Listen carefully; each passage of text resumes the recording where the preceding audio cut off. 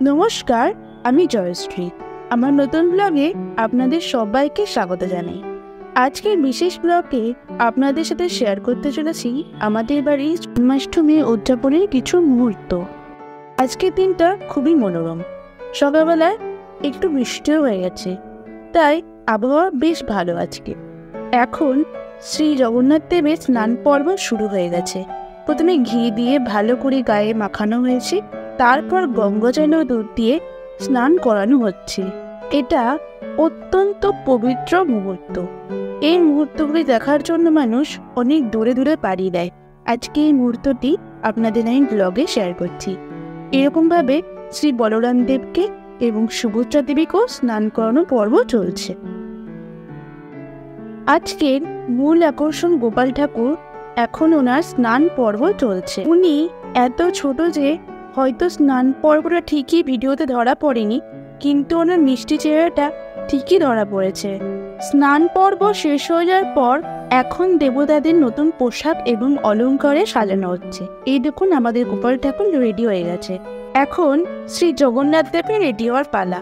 ওনাকেও নতুন পোশাক এবং অলংকারে সাজানো হচ্ছে। দেখুন তো পোশাকটা কেমন হয়েছে। জগন্নাথ দেবও কিন্তু রেডি হয়ে গেছে। এখন পালা বলরাম দেবের। জন্মাষ্টমী সারা ভারতে, বিশেষ করে মথুরা, বৃন্দাবন ও দ্বারকায় ধুমধাম করে উদযাপিত হয়। বাড়িতে বা মন্দিরে পুজো, কীর্তন, ভোজন আর দধিকর খেলা, এইসব এর মধ্যে শ্রীকৃষ্ণের শৈশব লীলাকে স্মরণ করা হয়। শ্রীকৃষ্ণের শিক্ষা আজ আমাদের জীবনে গুরুত্বপূর্ণ, বিশেষ করে বর্তমান সমাজের নৈতিক ও মানবিক সমস্যার সমাধানে সাহায্য লাগে। এখন কিন্তু সুভদ্রা দেবীর পোশাক পরানো পর্ব চলছে। তিনিও অলংকারে সজ্জিত হয়ে গেছে। আপনারা বলবেন আপনাদের কেমন লাগছে।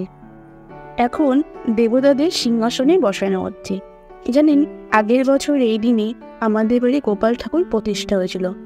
যদিও এবার খুব বড় করে আয়োজন করা হয়নি, তবে আনন্দটাই একই রকম। ছোট আয়োজনের মধ্যে দিয়ে ওনাদের প্রসাদ নিবেদন করা হচ্ছে।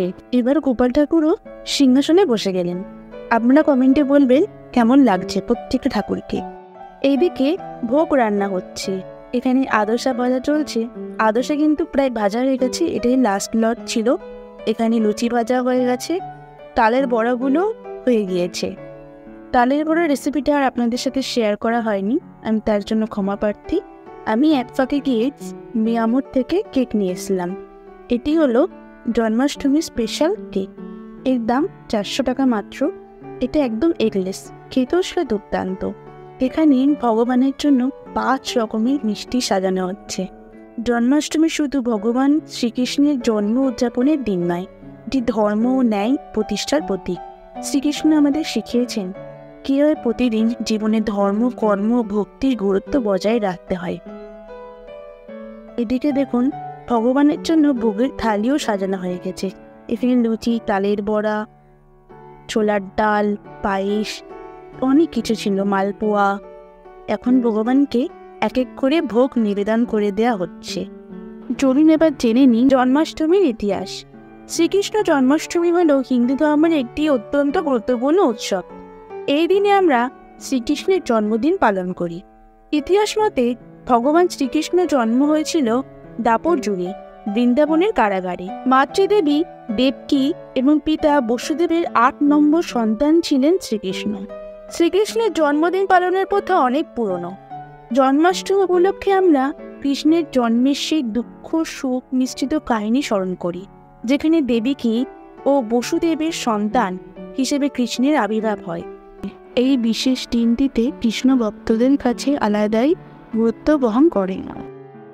জন্মাষ্টমীর দিন ভোরে শুরু হয় মঙ্গল আরতি। সারা দিন ধরে চলে পুজো অর্চনা এবং অনেক জায়গায় দধিকাদন প্রতিযোগিতা আয়োজন করা হয়। এক মাটির হাঁড়ি ফোড়ার চেষ্টা করা হয়।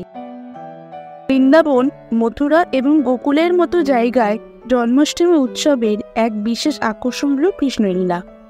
এখানে স্থানীয় শিল্পীরা কৃষ্ণের জীবনের বিভিন্ন ঘটনা অভিনয়ের মাধ্যমে মঞ্চস্থ করেন।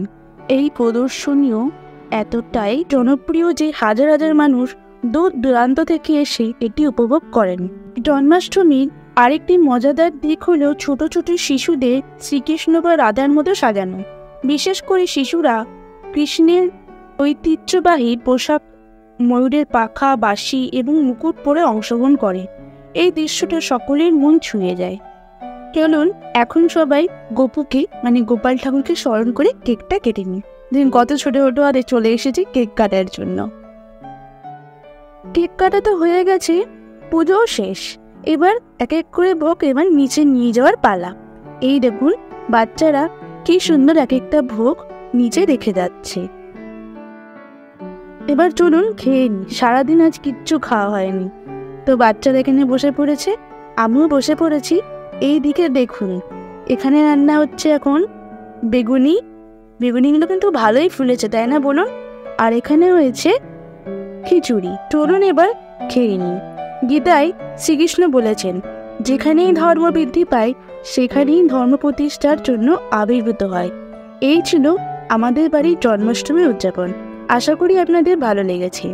যদি ব্লগটি পছন্দ হয় তাহলে লাইক, কমেন্ট, সাবস্ক্রাইব এবং শেয়ার করতে ভুলবেন না, এবং ফেসবুক থেকে দেখলে ফলো করে নেওয়ার অনুরোধ রইল।